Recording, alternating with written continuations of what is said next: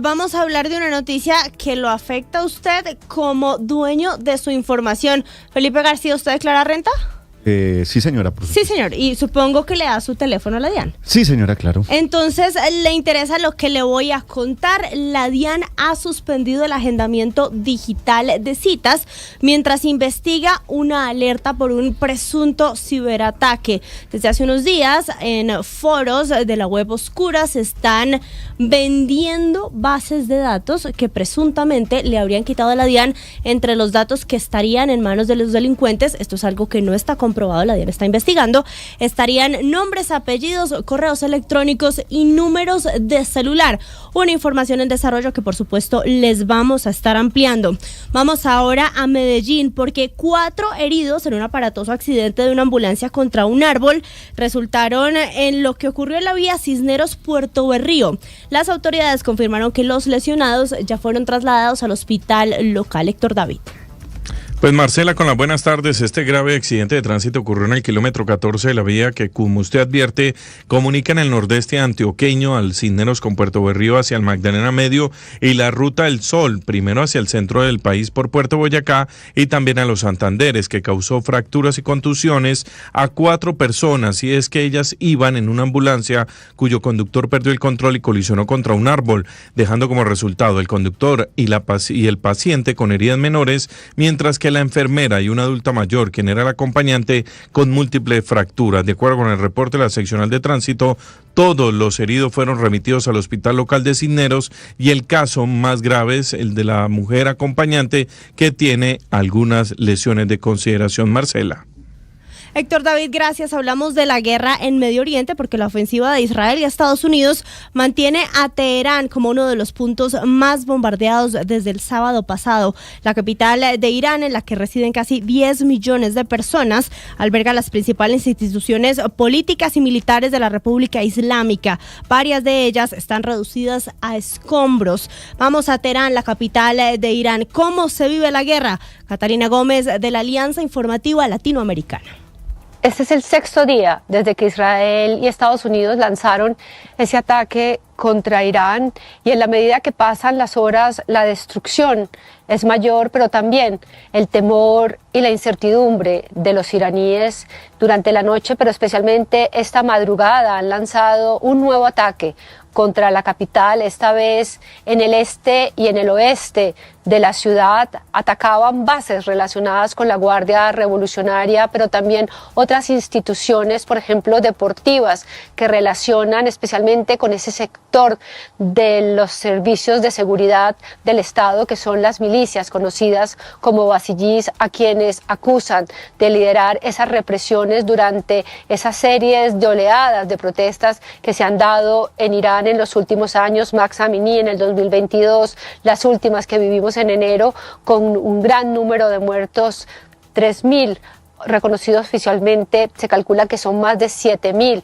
quienes fueron asesinados también por este tipo de fuerzas. Sin embargo, todas estas circunstancias que rodean a estos ataques también tienen grandes consecuencias en la población civil. Si bien algunos de esos objetivos son esas bases militares o del gobierno, de la justicia o de las milicias, tienen grandes repercusiones en edificios habitados por ciudadanos corrientes. La cantidad de munición que están utilizando es devastadora y vemos cómo quedan edificios dañados, destruidos, con gente herida o muerte, o gente solamente que transita por las calles, porque aquí no hay alarmas y tampoco hay refugios donde esconderse.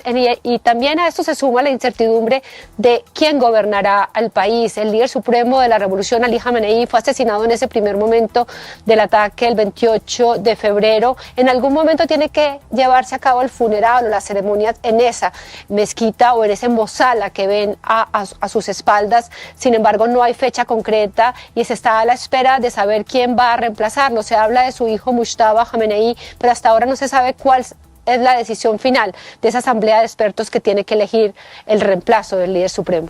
Pues estaremos pendientes de esa elección, Catalina. Hoy es el 6º día de la guerra. César, ¿qué es lo último? Hola, muy buenas tardes. Sexto día de guerra en Oriente Medio y despachada de Trump. En Axios, el jefe de la Casa Blanca insistió en que él debería participar en la elección del próximo líder supremo de Irán, tras el asesinato del ayatolá Ali Khamenei, cuyo hijo, dijo, le parece un candidato ligero e inaceptable. Agregó Trump que debería funcionar tal cual como sucedió en Venezuela, es decir, poniendo a dedo en el poder a Delcy Rodríguez. Pero ahí no paró. Tenemos muchos ganadores, pero España es una perdedora, dijo el presidente Trump en una entrevista con otro medio, el New York Post. Se trata de un nuevo ataque de Trump al gobierno español, después de que el pasado lunes amenazara con cortar las relaciones comerciales por el rechazo de Pedro Sánchez a que Estados Unidos usase las bases de Morón y Rota en el conflicto con Irán. Sánchez le respondió diciendo que el país no iba a ser cómplice de una guerra, pero Trump sigue de ronda por los medios. También habló con la agencia Reuters y dijo que la operación contra Irán avanza más rápido de lo previsto, pero no reveló una fecha para ponerle fin al conflicto, y agregó que el estrecho de Hormuz, por donde pasa el 20% del petróleo mundial, se mantendrá abierto. En el terreno, ya el ministro de Exteriores de Irán, Abbas Araghchi, elevó el tono contra Estados Unidos. Dijo que no le tenía miedo a una operación terrestre estadounidense y le mandó un recadito a Trump: los estamos esperando y si llegan a entrar, sería un desastre para ellos. Are you afraid of a U.S. invasion in your country? No, we are waiting for them. You are waiting for the U.S. military to invade, the ground troops? Yes, because we are confident that we can confront them, and that would be a big disaster for them. Y en el otro frente de guerra, las autoridades del Líbano han elevado a 102 los muertos y casi 640 los heridos, a causa de la oleada de bombardeos lanzada por Israel contra el país en respuesta al disparo de proyectiles por parte del grupo terrorista Hezbollah, en venganza por el asesinato del líder supremo iraní, el ayatolá Ali Khamenei. Y en otro frente de las noticias internacionales, el secretario de Guerra de los Estados Unidos, Pete Hegseth, inauguró la cumbre Escudo de las Américas en Florida, un evento en el que se dará lanzamiento a una respuesta coordinada en la lucha contra los carteles del narcotráfico. Y ojo, Colombia no está invitada. Vamos a Washington con Natalia Cabrera. Delegaciones de Argentina, Bolivia, Chile, Costa Rica, Ecuador, El Salvador, Guyana, Panamá, Paraguay, República Dominicana y Trinidad y Tobago se reúnen en Doral, Florida, convocados por Estados Unidos para activar una coalición que busca enfrentar el narcotráfico en las Américas.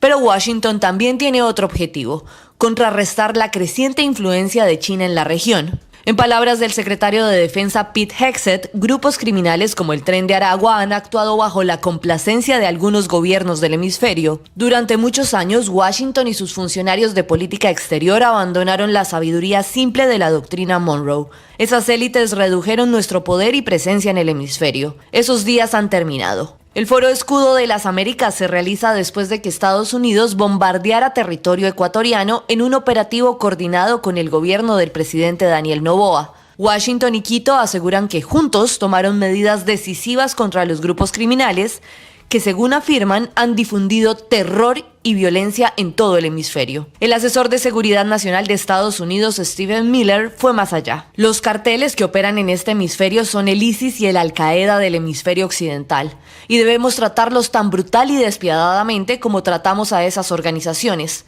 No hay una solución de justicia al problema de los carteles, solo pueden ser derrotados con poder militar. El presidente Donald Trump se sumará al encuentro el sábado, donde se espera que busque acuerdos con los países participantes para fortalecer la seguridad regional y garantizar la seguridad energética del hemisferio. Llama la atención que Colombia, uno de los principales aliados de Washington en la lucha antinarcóticos, no está presente en esta reunión. Octavio, ¿y qué vamos a tener hoy en los deportes?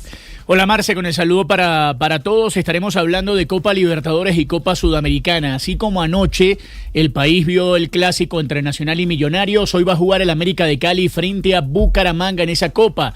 También hablaremos de la Libertadores, del Deportivo Independiente Medellín, de todo lo que está sucediendo en el fútbol colombiano, porque hoy también se van a jugar un par de duelos. Arrancó el Mundial de Béisbol y Colombia está esperando para el debut el día de mañana, así que todos los detalles en minutos acá en los deportes en Meridiano Blue. Algunos ya están postulando, Octa, el gol de Contreras de Millonarios al premio Puskás, el gol que le hizo Atlético Nacional desde antes de mitad de cancha. Los azules están muy contentos. No, pero no solo los azules. Pablo Giral, que es un periodista reconocido argentino, digo, pero esto perfectamente puede ir al Puskás. No, por supuesto. Golazo. Sí, después de lo que fue ayer, además el gol.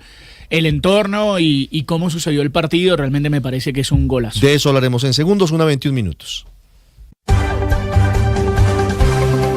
A esta hora hay cumbre en la Casa de Nariño. Están los banqueros, está el presidente Gustavo Petro en persona encabezando esta reunión. Doña Catherine Ávila, ¿qué sabemos? ¿Cuáles serían las conclusiones? Marcela, buenas tardes. Varios temas se discutieron en este encuentro. El primero, las polémicas inversiones forzosas que plantea el gobierno y con las que el sector no está de acuerdo porque consideran que encarecería los créditos, pero además pondría en riesgo el ahorro de los colombianos. Sobre ese punto no ha sido posible un acuerdo hasta ahora, a pesar de que el ministro de Hacienda, Germán Ávila, ya ha tenido 2 reuniones con el sector. Y el otro tema sobre la mesa es el proyecto de decreto que busca trasladar más de 25 billones de las cuentas de ahorro individual de 118.000 afiliados de los fondos privados de pensión con destino a Colpensiones. Esto generó alarmas económicas y jurídicas y ya el presidente Gustavo Petro había pedido una conversación con los bancos al respecto. En la reunión estuvieron, porque nos acaban de confirmar que hace pocos minutos terminó, el presidente Gustavo Petro liderando, por supuesto, el ministro de Hacienda, Germán Ávila, el superintendente financiero, por parte del gremio está Jonathan Malagón de Asobancaria y por parte de los bancos estuvo Davivienda, Banco de Bogotá, Bancolombia, Caja Social y BBVA. Estamos a espera de que bajen pues los representantes del sector financiero a entregar esas conclusiones de este encuentro con el presidente Gustavo Petro.